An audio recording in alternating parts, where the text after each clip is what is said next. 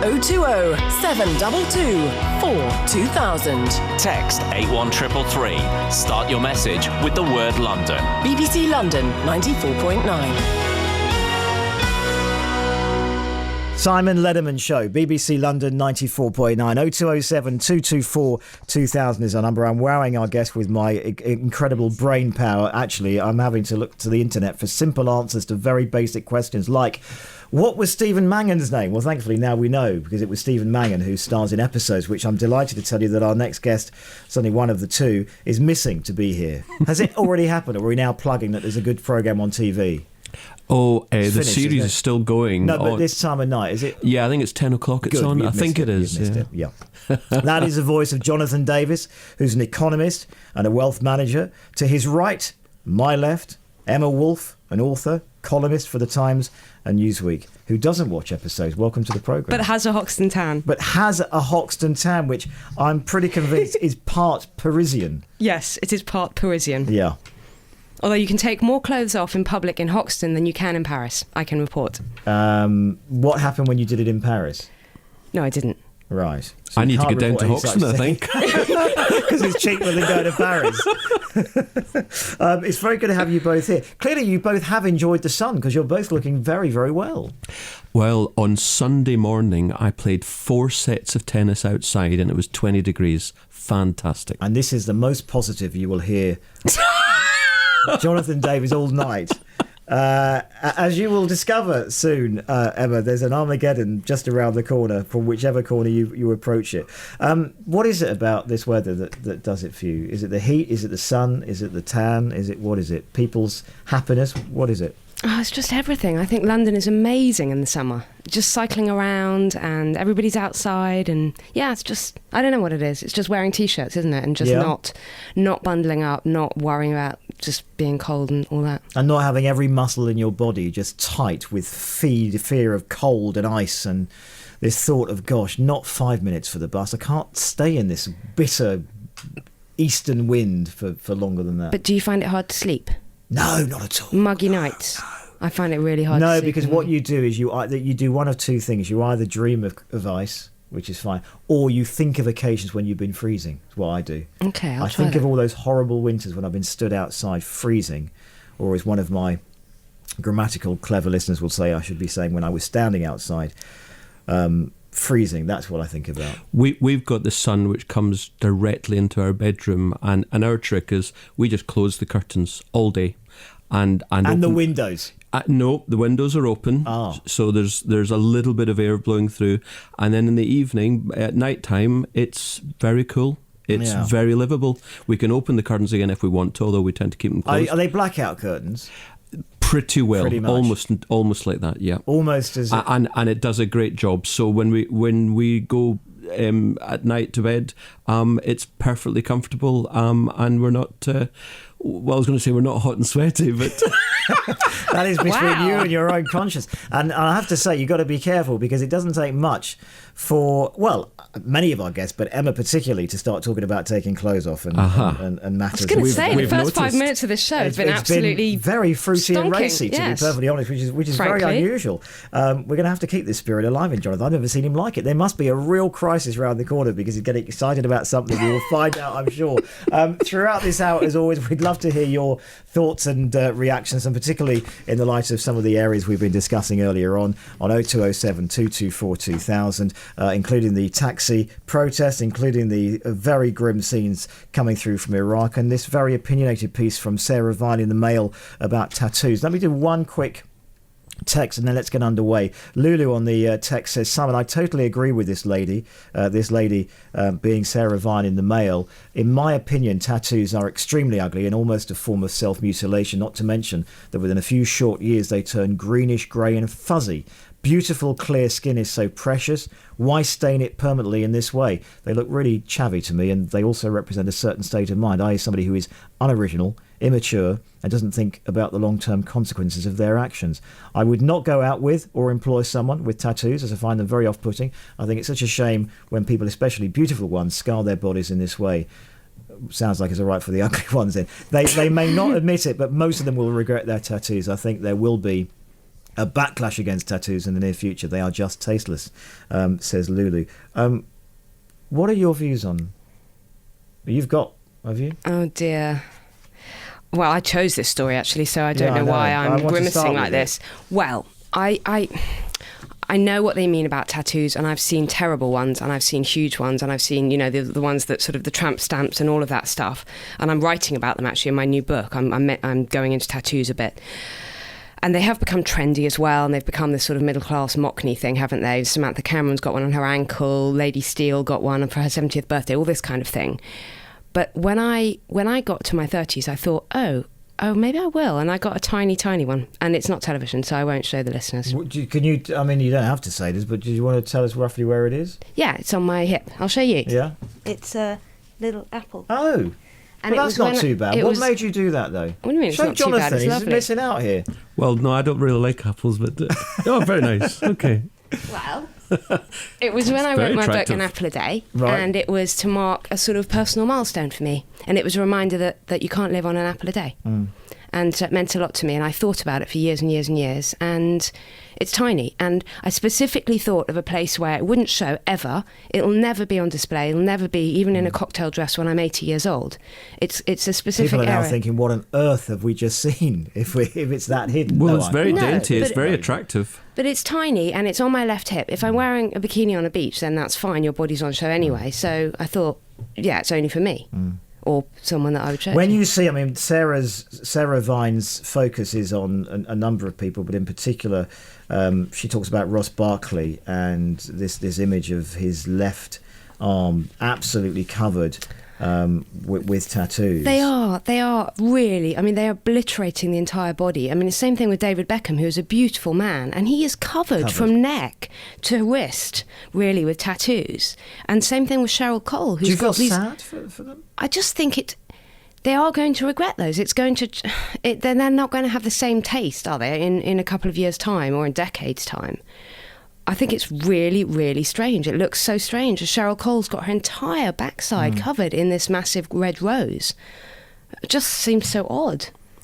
It is very odd indeed. And I was going to say that I have myself, it's not something I've ever considered having done, and I'm sure I will never have it done, but the little tiny, very decorative ones, when I've seen them on other people, I've thought, oh, that's quite cute. But when you see them on the fingers, on the neck, big pictures or big squiggly lines, like in the photos here in the Mail, all up and down his left arm, I find it incredibly repulsive. And I think, why on earth would you do that? And I find... What is wrong with you? Face tattoos. You see, occasionally you see men with faces, and I find it very frightening. There's something extremely... I think it's a sort of antisocial element of it, that they're saying something. I don't know what it is, but it's actually really quite alarming. But you know what's strange? Often those people, if you do engage with them, are some of the nicest, sweetest, kindest individuals. I remember once being in a shop, and it was in a shop where, I can't remember quite where it is. It wasn't a chain. It was, but somebody behind the desk was this image that you're wonderfully describing, and there were only two people. He was the one that was free. He was one that became free. And it was obviously done easy to go, and I thought, oh God. And I remember very clearly, because I was only about 15, 16, and I was returning something. Oh God. Even worse, it was from a music store. And he was the sweetest, kindest, nicest, most understanding, accepting, helpful person you could ever wish to meet. And maybe there is a something in what she says, in that these are people without the self-confidence, and this gives them something, some message to the outside world. There are lots of ways to give out messages, and if you're under, say, the age of 21 or 22 and you're thinking of having a huge tattoo, just wait a few years. You can always get it done later on, but I can't imagine that the bulk of these people don't regret it later on. And when I went to get my tattoo in a beautiful little tattoo parlour in Hoxton near me, and made the little design with the woman, and she had a beautiful little star on her wrist or something. She said that she's getting more and more and more young people coming in asking for visible tattoos. So they want them in places, and they won't do it. And they want them in places that are very visible: the forearms, the face, the neck, the hands. This is the new thing. Did it hurt when you had it done? Oh my goodness, it hurt more than... Honestly, I was lying on the bed. I had sweat dripping down my face. I was gritting my teeth. It was awful. And afterwards, everyone said to me, "Oh, you should have taken a couple of painkillers," or "Oh, you should have done this," or "Oh, you should..." I had no idea. And also, the hip is quite a bony place. It was agony. Can you imagine the people, as you mentioned, David Beckham, or in this case also England's Ross Barkley, what that must feel like? There was a large man on the other side of the tattoo thing getting his arms done. And I was just saying to him, how can you stand the pain? And he said, "Oh, you get used to it. It's quite fun after a while. It's quite addictive." He was having two sleeves joined up over his chest. Jonathan, if ever you get drunk, ring me, and I'll make sure that it doesn't happen for you. We'd love to get your reaction, because it is interesting. There are people who will judge and will be judged, either because they have tattoos or they're judging others. We'd love to know whether you think Sarah Vine's right. I'm just going to read you a couple of lines from what she said before, that we read from her piece. She says, "These footballers' tattoos are a similar thing." She was talking about this kind of mockney trend, but only in reverse. They're a way for young men who feel disorientated by their huge pay packets and lavish lifestyles to anchor themselves to what they still consider to be their class. To say, "I may drive a Lamborghini, but I'm still a man of the people." David Beckham was one of the first. As a Leytonstone boy, he grew up to become eye-poppingly rich, but his tattoos and accent are a perennial reminder of his working-class roots. And she also then talks about women. She mentioned, she says, "Think of poor, frail Amy Winehouse, her emaciated limbs decorated like a navvy's. Think of the ethereal, fragile Peaches Geldof. The more beautiful the girl, the bigger the tattoo." She says, "If God had given me even half of what Cheryl Cole has, I wouldn't have defaced the juiciest bit with a hideous rose." And it's powerful words. She also says, "I find the whole thing mystifying. If any child of mine gets one, it'll be the white spirit and wire wool, and no mistake. If I was a child of Sarah Vine," she's actually someone at Times, if I was a child of Sarah Vine and Michael Gove, I would be rushing off to the tattoo parlour because I'd know exactly how to rebel." And if either of my children came to us and said, "I'm thinking of getting a tattoo," if they're listening, I'd be getting Sarah Vine down to us as soon as possible. What's really funny is when I got my tattoo done only a few years ago, and I emailed my dad, I said, "Dad, I'm in agony, what am I going to do?" And there was so much blood and it was horrific. I said, "I'm in agony." He said, "What do you..." And he's a lovely man. He said, "What have you gone and done? What do you expect us to do? Take a paracetamol and go to bed." I mean, he couldn't understand it. Was he upset? No, they weren't upset. My parents, I mean, they don't approve at all, but they weren't upset. I think they found it really quite mystifying. Why would you do that? Let's get a reaction on that, and particularly descriptions of what you have had done and whether you've regretted it. Can I thank Michelle in Cricklewood, because it was indeed you that I was thinking of when I self-corrected instead of saying that I was sat outside, that I was sitting outside. Indeed, Michelle is one of my she's a critic and a fan in equal measure, which is probably quite a good balancing act. 0207 224 2000. Jonathan Davis, Emma Wolfe in this hour here to review the day. Simon Lederman Show, BBC London 94.9. Certainly the story of the day in this city, Jonathan, is the taxi protest in town against Uber, but also not necessarily just on that, but also about TfL and their relationship with Same. How did it affect you? Did it affect you? No, it didn't affect me in the slightest. I was out in deepest, darkest Hertfordshire today, so it didn't affect me in the slightest. I find it a very interesting story, and I think it's one of the stories of our time, of our age, the technological age. From my own point of view, as a free market capitalist, I'm all for competition in all forms. Now, I don't understand the legalities of the black cabs case, that they say it's illegal, and I've no idea. They might be right. The TfL are taking it to court, so we'll get a view on that. But I can't help thinking that they sound like Luddites. The cotton looms got rid of workers. The Hoover 100 years ago got rid of the brush. To go back 300 years, the plough got rid of men and women with an implement that they'd walk along. In other words, technology comes. Technology changes things. And ultimately, we should be focusing on helping the users of car hire services, not the suppliers. I agree. The taxi drivers sound like they've crawled out of a cave somewhere. Are they expecting... I mean, I have massive reservations about the whole digitalisation, this brave new world that we've created. But to stand there and bleating and say, oh, sorry, we want everyone standing in the rain, manually hailing a cab. I mean, this is just the way the world is going. They would argue, just to put some background to this, there are apps on phones which they use. The black cabs use a thing called Halo, which they're now upset about because it's been rolled out to private hire as well. Obviously, private hire companies have their own versions of things too. There's something very specific about this one app, and that is that obviously because of the price that cab drivers pay for their vehicles, because of the extensive knowledge that they do over 3 or 4 or sometimes longer years, the one thing that has always been, two things that have always been given to the black taxi driver is, number one, to pick up where they want on the side of the street, which no other vehicle has the right to do, and the second thing is having a meter installed in the cab. And their gripe is that this is an unfair playing field, because when you sign up to be a black cab driver, you sign up with that knowledge. And you're right, it's going to be tested in court. But on the basis that they feel it hasn't been tested yet, is it the sign of a Luddite to embrace new technology but say it's got to be done fairly within the law? When you put it that way, probably not. But on the other hand, maybe the law's an ass. Maybe there should be, it doesn't matter what the distinctions are, so long as there are reasonable safeguards of protection of passengers, physically, shall we say. Other than that, it's a deal between the buyer and the seller. If the seller says the cost of the journey is going to be £8.50, the buyer can say yes or no. It is interesting because there's a lot. I'm so sorry, because there are people who it is a matter of choice, and you either choose a black cab, or you choose a mini cab, or you choose a bus or a train, or you walk or a bike or whatever. What is your transport of choice? Bike. Right. So interestingly, when I was cycling here tonight, I saw, I don't know whether Londoners are taking their revenge on the taxi drivers. I saw literally hundreds of taxis with their yellow lights on. I don't know whether they were all coming from somewhere, or because they weren't coming from the demo in the centre of town. If anyone knows why they were, I don't know. They were all heading from North London into town, and they were all because they empty. all live in North. No, I'm joking. They were all empty.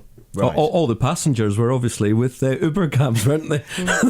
But I mean, I think it's the best advertising on earth ever. Yeah, you couldn't buy PR like this. But I think this actually there are other issues, aren't there? I mean, what about safety? What about young women coming out and getting into minicabs outside nightclubs? And I mean, there are other issues with an app like Uber. Yeah, because what they say is that you actually get a photo of the driver of the cab, you get the number plate of the driver of the cab, so obviously you get more in some ways than you get now. Much more. And they also check that the cab that they are dispatching is registered under the TfL scheme. If you hail a black cab, okay, you could see the driver's code number and you could hold that in your head. But if you do a deal via the app with an Uber driver, then it's electronically recorded who was your driver. So it's very easy. And where they are and where they took exactly. you and at what time they dropped you off. Yes.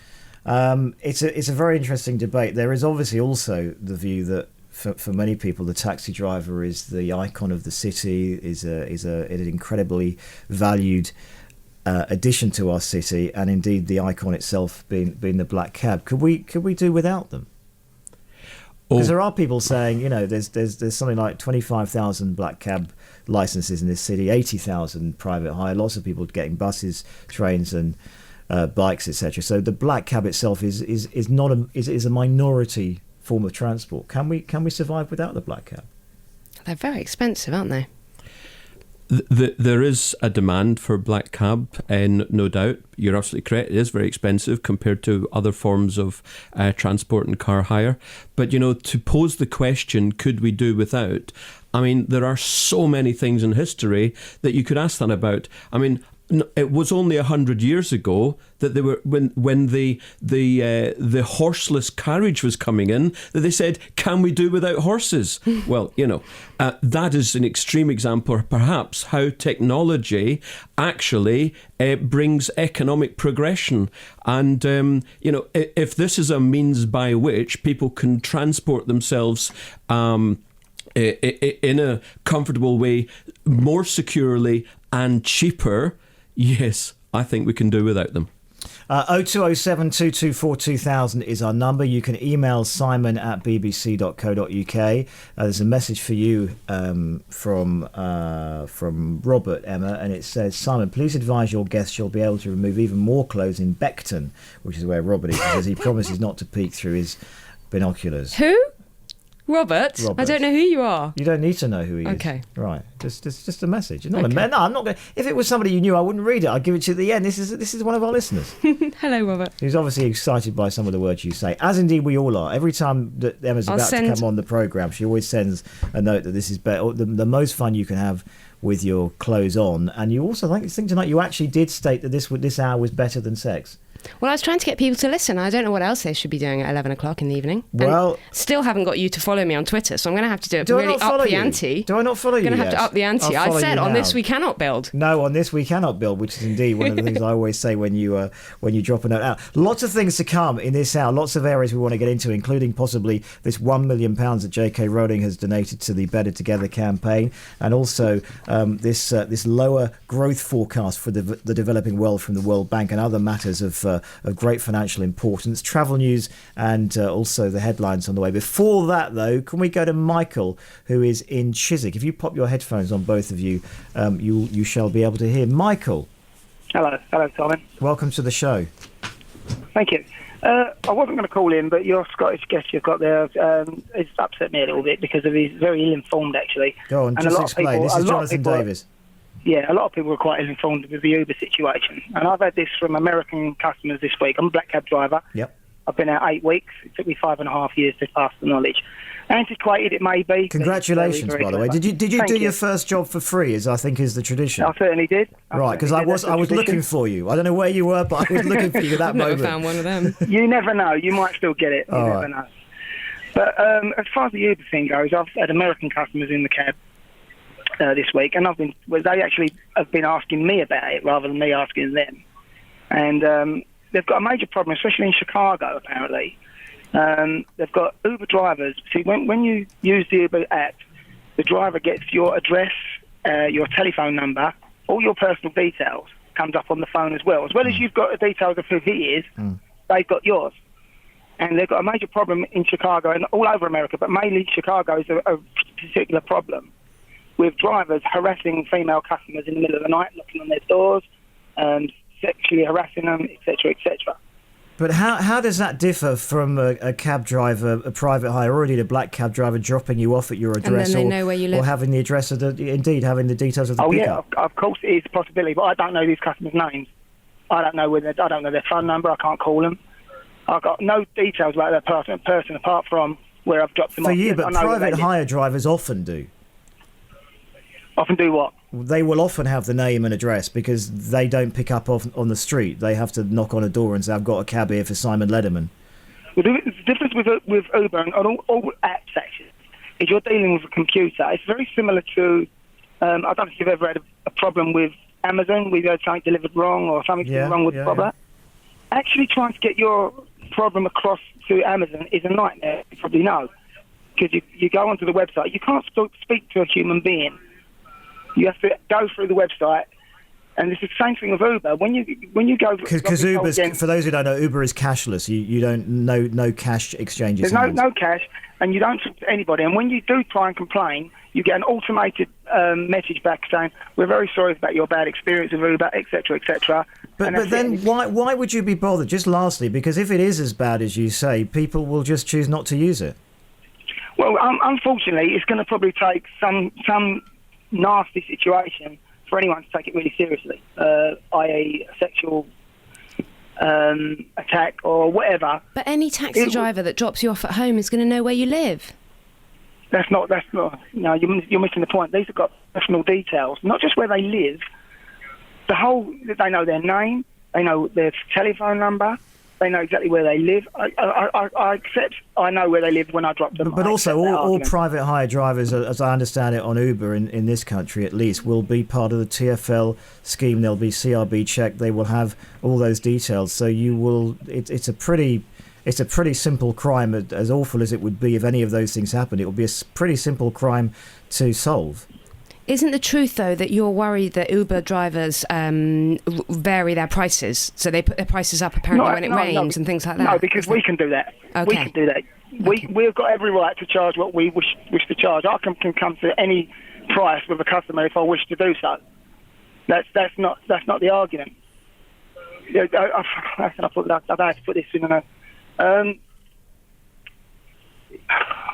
I'm a bit stuck now. I'm not sure exactly how to get my point across with that. All right, I'll tell you what, stay there, Michael, because there's also somebody who wants to have a point with you as well. But we're going to take a very short break. But Michael, don't go away. Tony in Surrey Keys is on next. Don't go away either. And also, of course, with us in the studio for this hour, Jonathan Davis and Emma Wolf here to review the day. Simon Lederman Show, BBC London 94.9, 11:30 is the time, and Valley Fontaine has the headlines.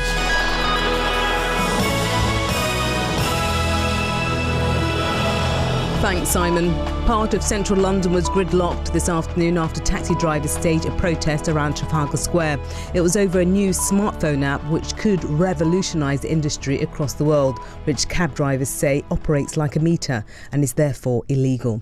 Police have described as tragic the deaths of two teenagers who fell from the 6th-floor balcony of a flat in Deptford. The 18-year-old man and 19-year-old woman had been at a party. The Met is appealing for information about the theft of a woman's bag shortly after Tuesday's robbery at the Dorchester Hotel. One of the mopeds involved in the robbery collided with a woman in Cambridge Circus, knocking her to the ground. As she lay there injured, a man took the woman's handbag and left the scene. One of England's most senior judges says parents whose children keep being taken into care should be told to use contraception. In Hackney, more than 200 children from 49 mothers are currently in care, and the new project is being piloted to discourage mothers with 2 or more children in care from having more children. And this evening and overnight, it will remain dry and fine with light winds. Tomorrow, a dry and warm day. We'll see a good deal of sunshine with a high of 26 degrees Celsius, that's 79 degrees Fahrenheit. That's headlines. There'll be a full update at midnight. Call 020 722 42000. Text 81333. Start your message with the word London. BBC London 94.9. Simon Lederman Show, BBC London 94.9. We have Emma Wolf and Jonathan Davis live in the studio for this hour to review the day. Also taking your calls on matters as well. Michael is in Chiswick, and Tony, you wanted to put a couple of points to Michael. Tony, welcome to the show. Thank you. I think Michael is being rather foolish or silly because he's making allegations about Uber drivers in Chicago knocking on people's door and harassing women. Has he got concrete evidence? Michael? Well, it's not what I said. What I was saying is, I didn't. Sorry, there's a bike going by. That's all right. I didn't say the English Uber drivers were doing that. I'm saying in America it's happening. Yeah, that's what he said. That's what he said. Right. So he wonders if you've got any proof of that. But also, I don't know if this man is an Uber driver. He may be able to confirm or deny what I'm about to say. I had a customer in the cab earlier, and he had an Uber driver. He said he has used Uber drivers before. So we were talking about this particular subject. And he said he had a driver the other night who'd worked a 14-hour shift, an Uber driver, done a 14-hour shift. After he's paid the commission to Uber, because they pay a commission on every fare, I believe it's 30%, I'm not actually absolutely sure, he was about to clear £45 for a 14-hour shift. Right, now I don't know how true that is because I don't know how their tariffs work. Basically, the point I'm trying to make with your friend, your guest, is it's a free market. Jonathan Davis, yeah. Yeah, I used to be in the retail trade, and I understand the free market entirely. I had to compete against other shops in the business that I was in. I've got no problem with free market. But it sounds like he begrudges anyone a living apart from himself. Jonathan, come back on that. Yeah, it doesn't actually sound as if you are actually pro the free market. It sounds to me, rightly or wrongly, that you're clutching at straws to find arguments against alternatives to the black cab. And, whether you're right or wrong, whether I'm right or wrong, let me make my point, please. Okay. Ultimately, once it goes through the court, the public will decide who's right and who's wrong. If this thing takes off in London as it has done everywhere else, then that will answer the questions. Well, I'm not anti-competition. Firstly, for two reasons. Firstly, I've been in business. I had 3 card shops. I had competition. Competition eventually beat me, i.e. supermarkets, etc. That is the free market. I completely understand what you're saying. What I'm saying to you is as far as the cab trade goes, and I've only been in it for a short period of time, is that when I started the knowledge, there are minicabs. We have got competition. There's no new competition. It's just another form of competition, what we're talking about. All right, Michael, you've made your point, and it's good to talk to you. I'm grateful for the call, and we do wish you all the best. And maybe we can keep in touch about how this has gone for you, because as a new cabbie on the street, I think that's a... Can I just ask one more question, please? Very briefly, Michael, yeah. The guy, I forgot his name. Jonathan Davis. He didn't actually answer my question. He's had more name checks than anybody else tonight. More than Uber? Does he think that a 14-hour shift deserves £45 payment? I think a 14-hour shift deserves a great deal more than £45, but I'd like to see the numbers myself. And also, I guess it's a choice, is it, Michael? For you work in the way you do. If somebody is happy to sign up to that contract, then that is their choice. That's assuming that is the contract. If that's true, I don't know actually. Yeah, that's true. That is important to know. In my part of London, Addison Lee seemed to have taken over the world. So there you go. There's another one. Michael, thank you for the call. Tony, thank you for putting the point. Omar is in Walthamstow on this. Evening show, Omar. Hi, good evening. I've got a question for you, because you are a private hire driver that uses Uber. Yes. This is an email, a comment, should I say, on the Facebook we got from Ali, who says, just what is Uber? Is it an app, a booking agency, or a minicab firm? I think I know, just in your own words, Omar. Uber is a minicab firm, as you could say, but they use an app to coordinate between their customers and drivers. And a driver has similar app, which is for drivers, and customer's app is an app which is available in the download market. And are you working, as you heard there, for giving Uber 30% commission, or is it something else? What are you... No, it's 20%. And right. I kind of missed a bit where you were saying something about £45, as I was on, a 13-hour shift, I think, or 12 or 13-hour shift, and after commission he was left with £45, but we don't know the facts of that. That's an apocryphal story, if you like. I'll tell you what, I started with Uber about 5-6 weeks ago, and I'm kind of dreading working for another firm for over a year. I'm taking it as part-time, more or less, because I don't do crazy hours as I used to do. I do around 35 hours a week, and on average, after paying their commission and my expenses, I bring home around £15 an hour, which I think is not too bad. And for you, that's a better option than whatever you were doing before? Oh, 100%. Yeah. I was working with one of the top firms in East London.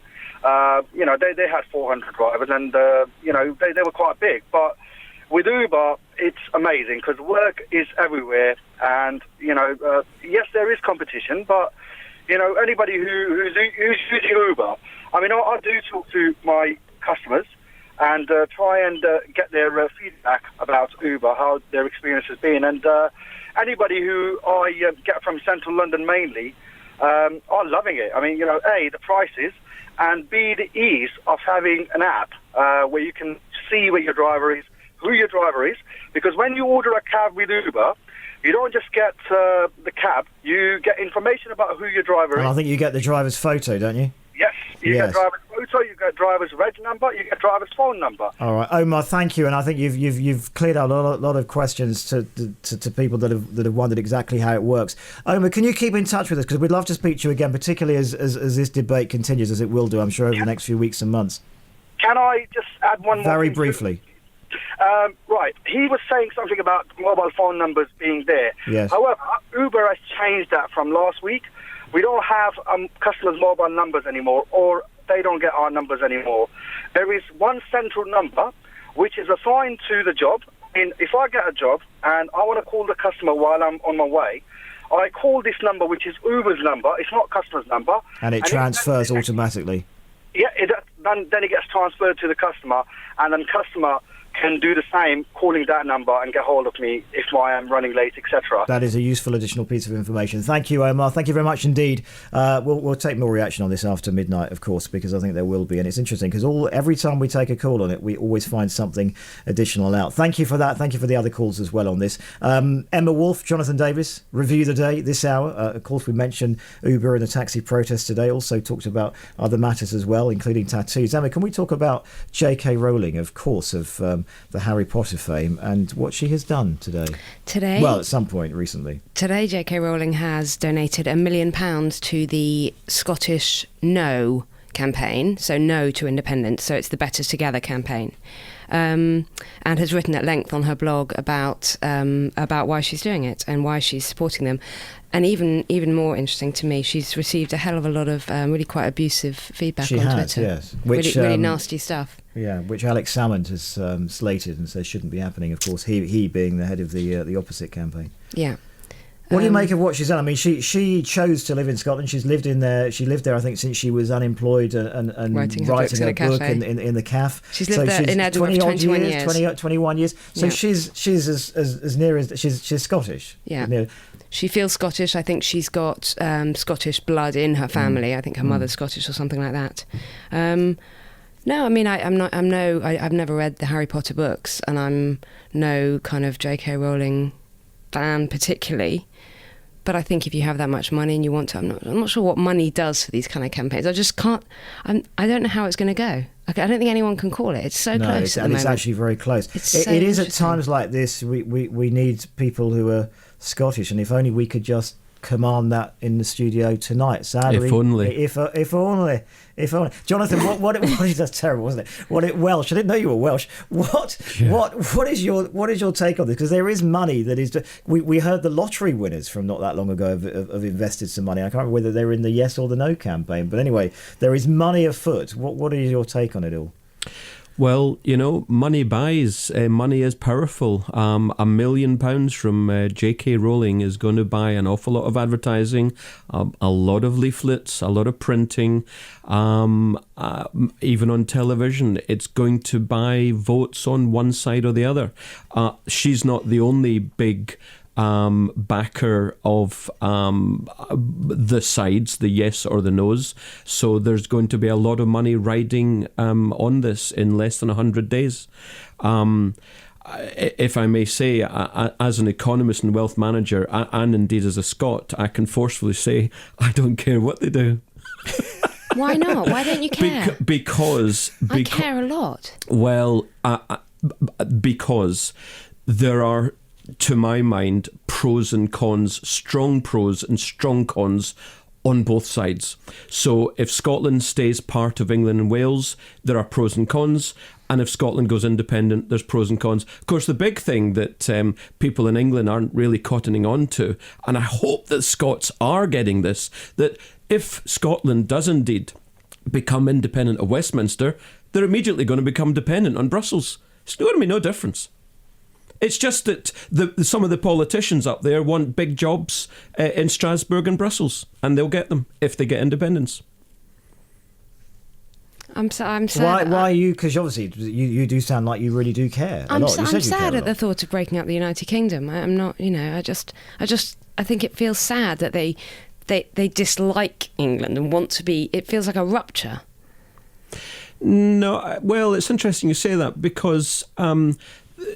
In a similar vein, perhaps, although clearly not with 300 years of history, there are people in the United Kingdom who want to break away from Brussels, the European Union.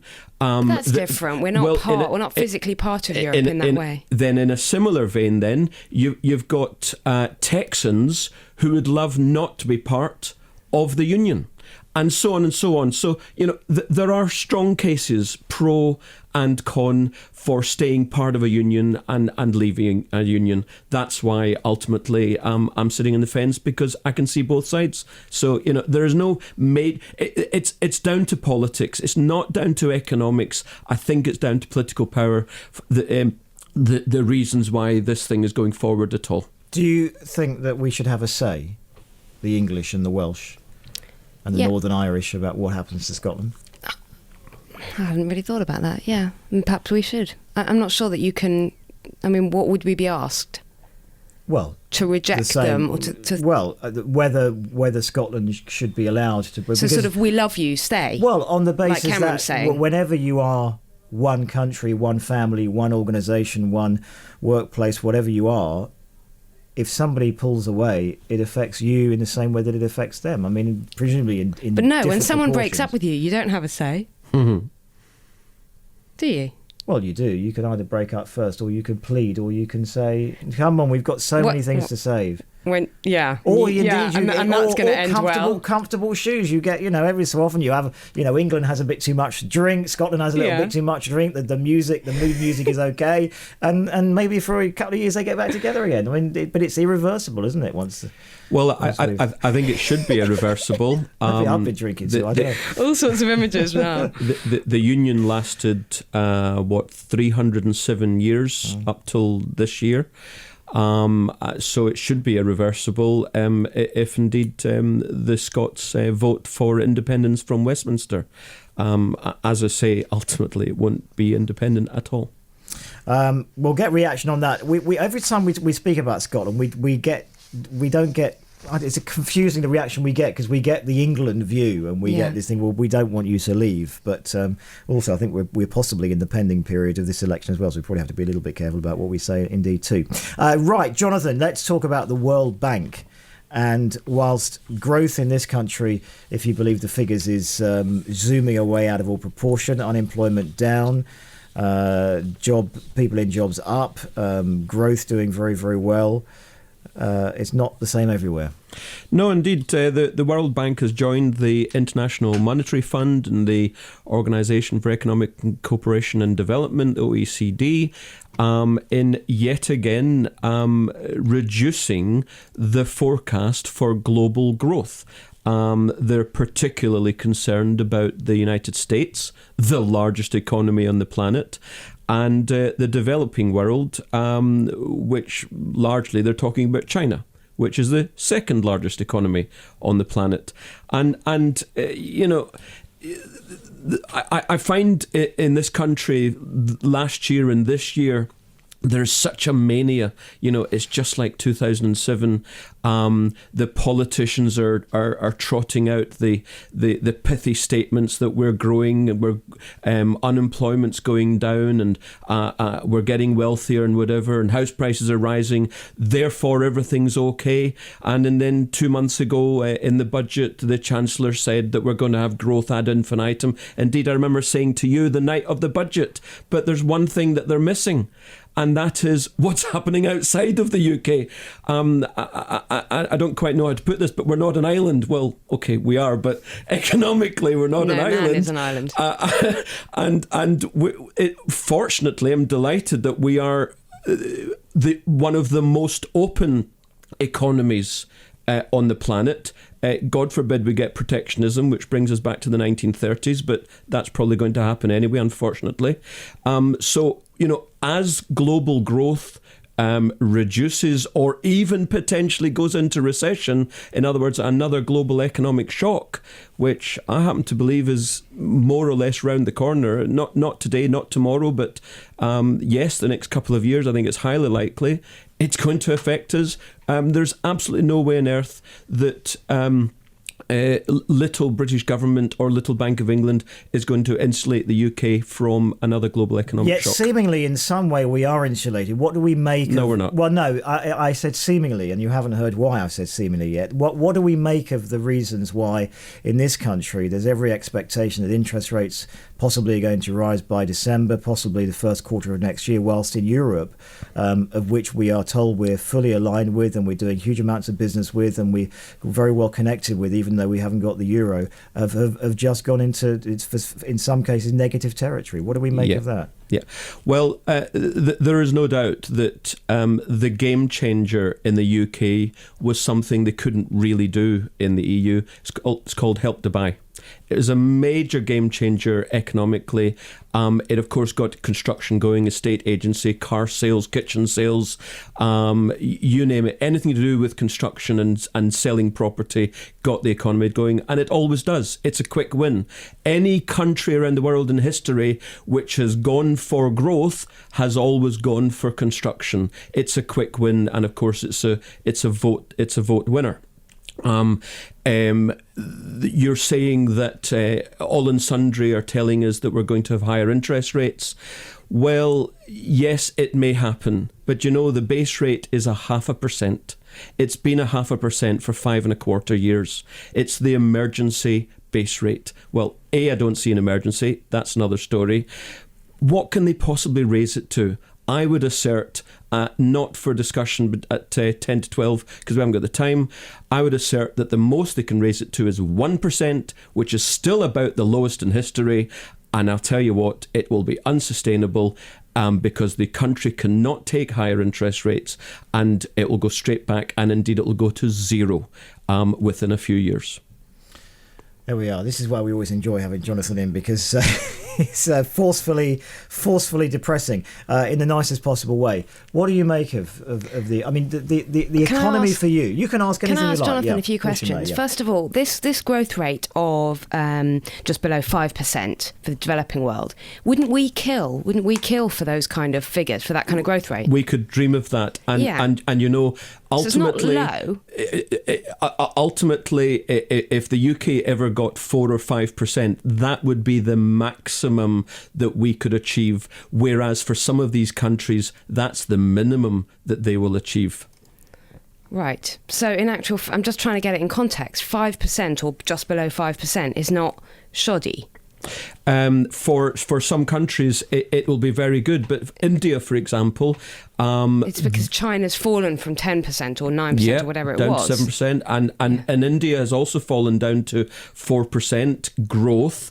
But they're going to start rising again. So the rest of the world, outside the EU, outside the US, developing countries have got a great opportunity. I'm not quite sure I agree with the World Bank on that score.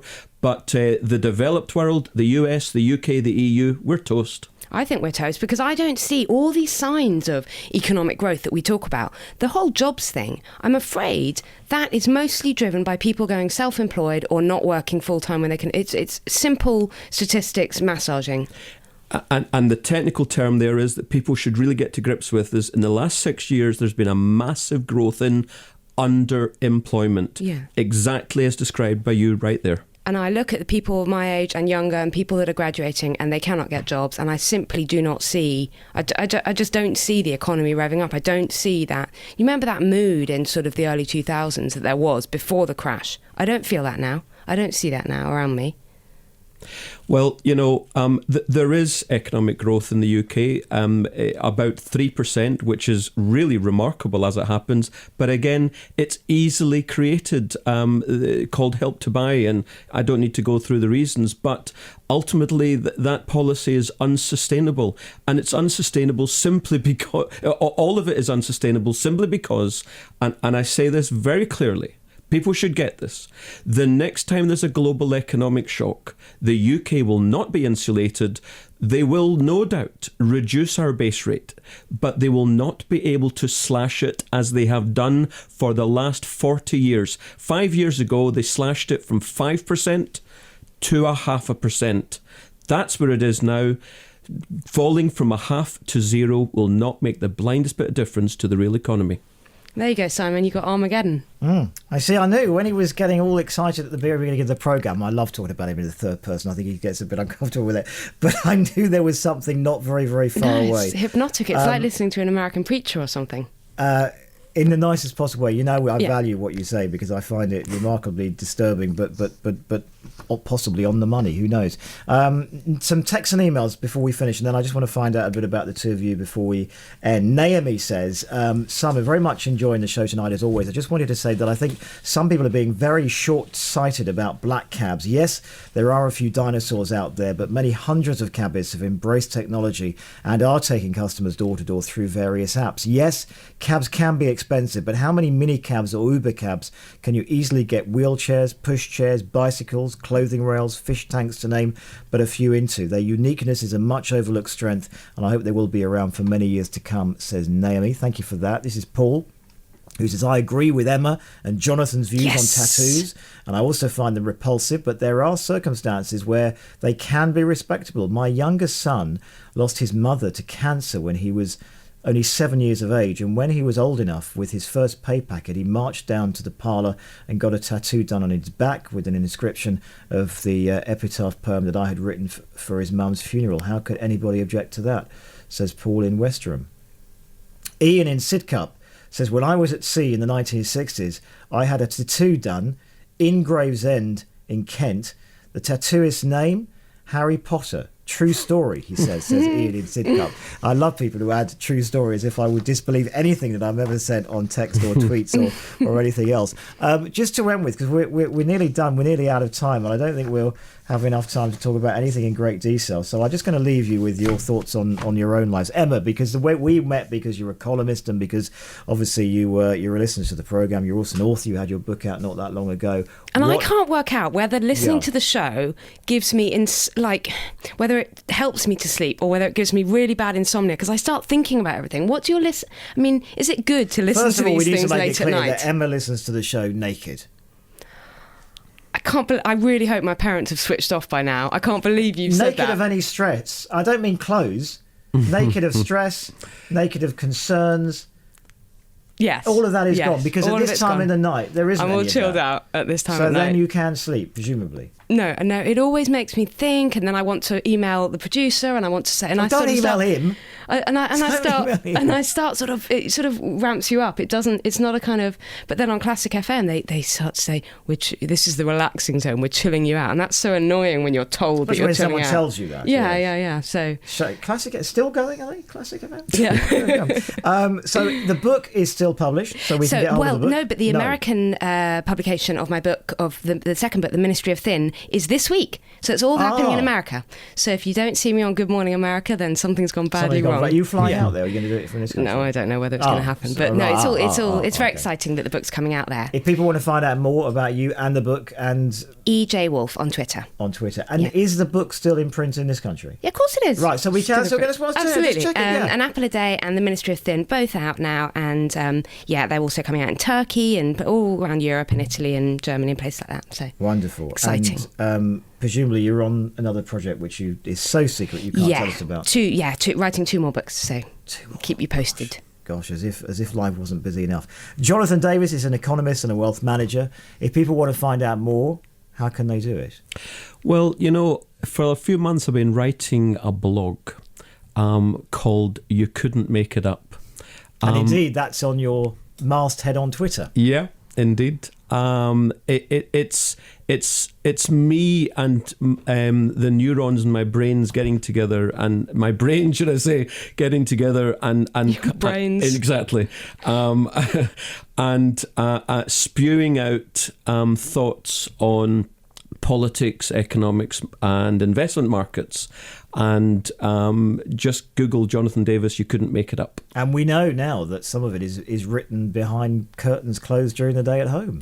So we've got a little bit of an insight into the that's my bedroom, not my office. But okay. Well, who knows? Listen, as always, thank you very much for coming. It's great to see you both.